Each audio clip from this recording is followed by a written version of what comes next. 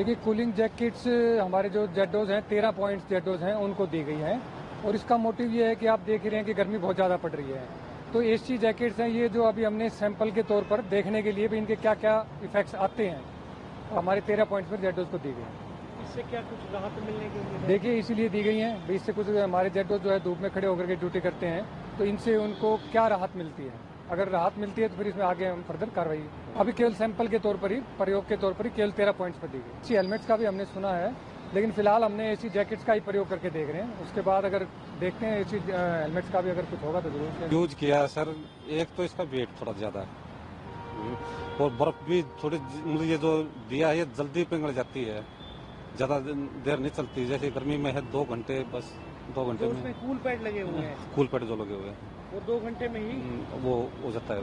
फिर उसके बाद क्या उसका उसको दोबारा फिर उसमें फ्रीजर में रखना पड़ता है। तो फ्रीजर तो आपके पास, फ्रीजर तो यहाँ तो है नहीं, कहीं देखना पड़ेगा। तो यानी कि दिन में अगर कहीं फ्रीजर नहीं है तो 2 घंटे से ज्यादा वो नहीं चलेगा। अच्छा। फिर जो ऊपर का जैसे हमने ऊपर पहन लिया, लेकिन जो नीचे का शरीर है वो ज्यादा गर्म हो जाता है।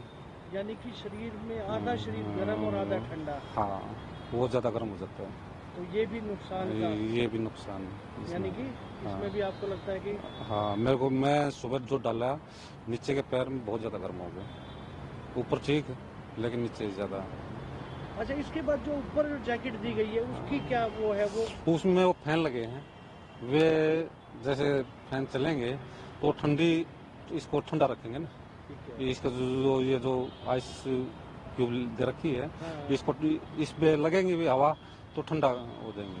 तो वो कितनी देर के चल रहे हैं? वो कितने, वो कम तकरीबन 4-5 घंटे। यानी कि उसका तो चार्जिंग का भी उसका तो चार्जिंग है, उसका तो हो जाएगा। उसका तो हो जाएगा। हाँ, लेकिन मेन तो ये है ना, एक तो थोड़ा वेट ज्यादा है।